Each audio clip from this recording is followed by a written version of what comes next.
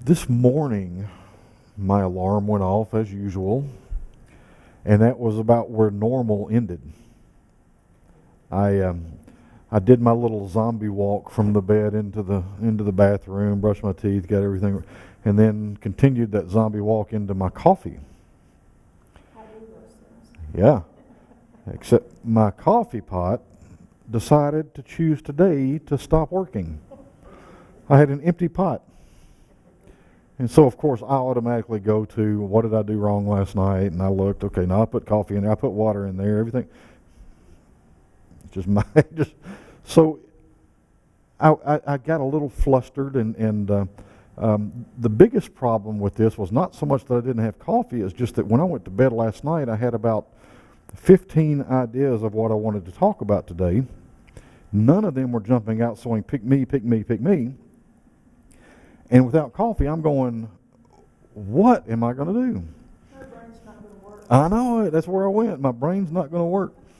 So, the first thing came in, I was going to hop in the car, run to the store and grab my coffee. And not going to do that. It's too early. So anyway, I just turned on the computer and sat there for a moment, just staring at a blank page and where I was going to write my notes. And the question came to my mind through some thoughts that I'll talk about here in a moment about what is your life purpose. And I've asked myself that many, many times, and I have come up with some of the most elaborate answers that you can ever imagine.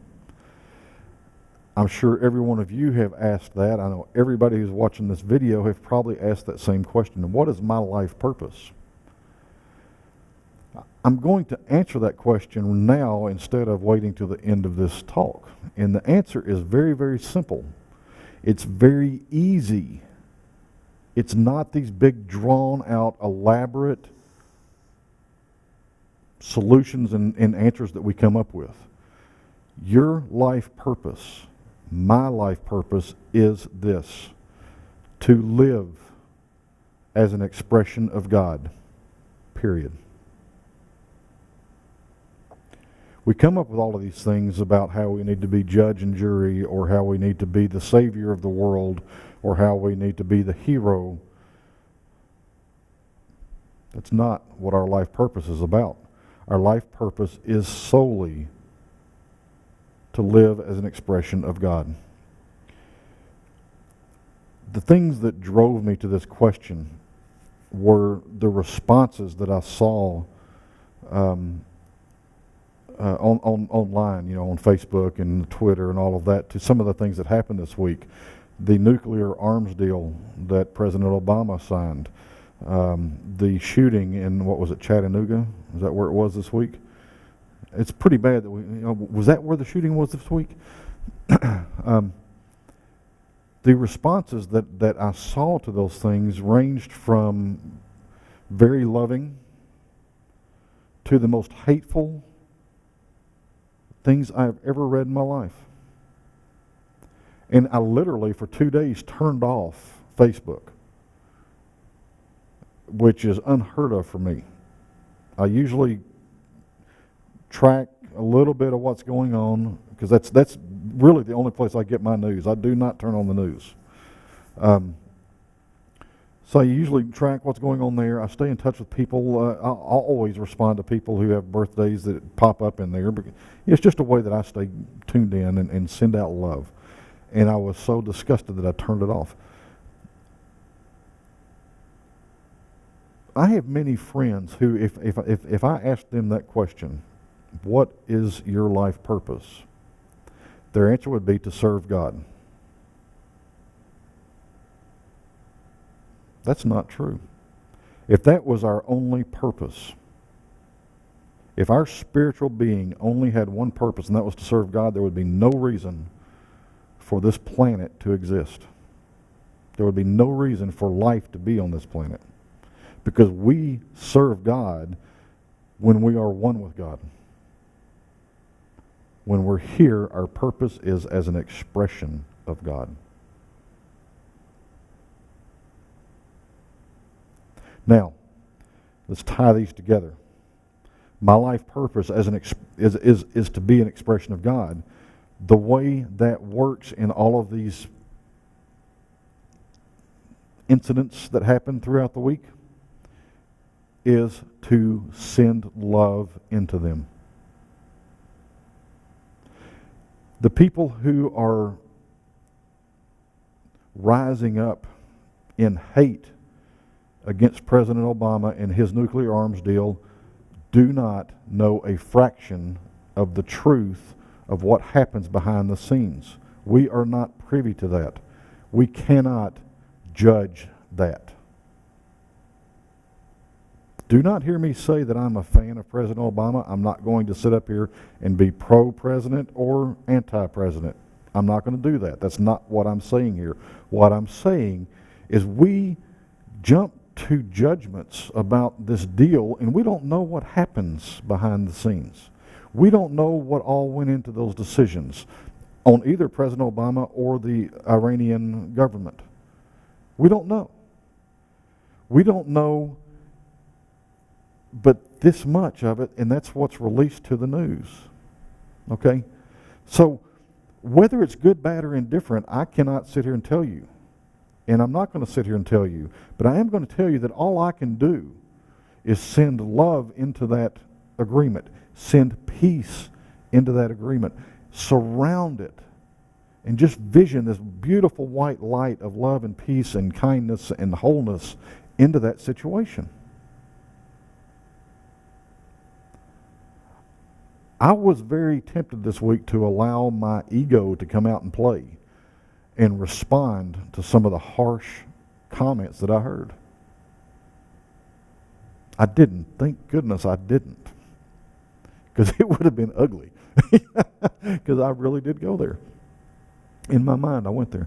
Some people that I just absolutely adore have some very strong comments and opinions on that. They have a right to that. So what I did instead of responding to that was I visioned a very bright white light of God's love and peace around them as well. That's all I can do. They can choose to accept that or not, but that's really all I can do. If I lash out with my response, it serves no purpose but to cause more pain, more fear, more anger, more conflict. Just like their comments did into the situation. Now there are other people that think that it is the most wonderful deal in the world. They too only know a fraction of what went into making that deal. So there's a story about a man who he's a farmer and his son gets called off to war. And his neighbors come over and they say, "Oh, this is horrible news, it's horrible news, can't believe that, what are you going to do?" The man says, "We'll see." So the young man that gets called off to war is working around the farm before the day he has to report for duty, and he breaks his leg. And the story is, "Oh, that's just horrible news, it's horrible news, it's horrible news. We'll see." And this just goes on and on and on. Good things happen and people get all excited about it. The man says, "We'll see." He just stays on this real steady, even keel. And he makes no judgment whatsoever about the situation. It's just all he can do is add love to it and add peace to it and know that it's going to work out for the best. Know that God is in everything. Folks, God is even in that deal, that nuclear deal, however it plays out. God is there. We teach God is everywhere, omnipresent. We can't believe that and think that that's the exception. The same goes with the shootings in Chattanooga. We cannot believe that God is everywhere present except for that. I do not pretend to know what purpose that shooting served, except it gives us an opportunity to look past our fear, our judgments, our hate, our anger, our pain. It gives us a chance to look past that and send love to that situation, to send love to the families of those victims, to send love to the victims themselves, to send love to that community, and to send love to the shooter and his family. We are one with God. We are not God. It is not my place to judge that shooter. I do not condone the actions. I'm not going to sit here and tell somebody to go do that. That's not what I say. But I do say, surround that person with the light of love, with God's white light. Surround the victims, families of everybody involved, the community, and everybody who lashes out in hate and fear about that situation. I saw a post within 30 minutes of that shooting. Actually, I saw several posts. The first one was about the right to bear arms. People are more worried about losing their right to own a gun than they are the action itself. And I saw other posts about gun control within 30 minutes of the shooting. We need to rally together and send love, not our opinions. Love. That is our purpose in life. That is our life purpose. We are not here to judge. We are not here to fear. In fear, we cheat everybody on this earth of our purpose. In anger and hate, we cheat ourselves. We do not let our true light shine.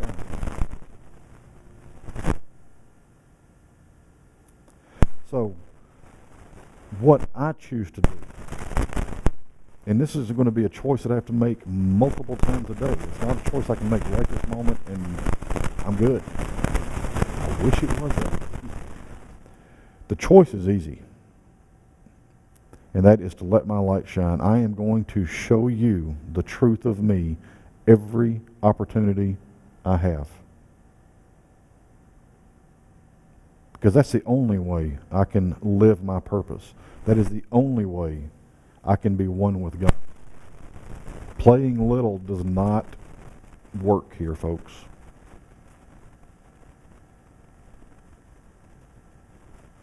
Now, one thing that I do want to talk about is growing up, sharing God with the world meant going out and browbeating somebody into believing the same way I did. It meant dragging somebody, screaming and kicking, to church. It meant going on mission trips to Destin, Florida, to talk to people about Jesus Christ and God. I can tell you that the only thing that the mission trips did for me is it taught me how to smoke and drink. Because that's what I learned on a mission trip when I went. That's not what I'm talking about when I say share God with the world. What I'm talking about is share your heart, share your smile, share your love. The first time I ever seen something that they shared, you remember y'all when those Amish little girls were doing children. Oh, yeah. Uh-huh. Right. Mm-hmm. Yeah. And Charleston just did the same thing. The people in the church there that was shot at, they shared their love. They shared their kindness, their heart. And that's what we're talking about here. Fear is going to come in, it's going to try to pull you down. Well, I never heard one thing about the Amish coming back shooting. Yeah, no, the Amish did not pick up guns and go take care of it. So I'm So, sure that yeah. that's what they intended to do. Mm-hmm. Right. Yeah. What happens when we do this, when we live, when we share our love instead of our fear, when we share our peace anger, when we send light instead of picking up guns and going after them, is we cheat the people who want to drag us down out of being able to do so. They're wanting to drag us down out of fear. They fear that there's a lack somewhere. We all do. We all fear that there's a lack somewhere. It's a lack of love, or a lack of goodness to go around, a lack of money, a lack of, that's a fear. It's a fear that we have learned. Well, we can learn differently. Learn love. Share love. When you share love, you receive more of it. So we're talking about our new gathering that's going to happen on Tuesday nights about manifesting abundance. This is how we do it. We share the love and the kindness and the goodness that we have. We share that part of us that is true. We share our oneness with God, and we receive more. We receive an abundance of it. So let go of the anger. Let go of the fear. Let go of the judgments that we have that so easily sneak in. Let those things go and vision for light and love and peace in all situations. And you truly are living your life purpose.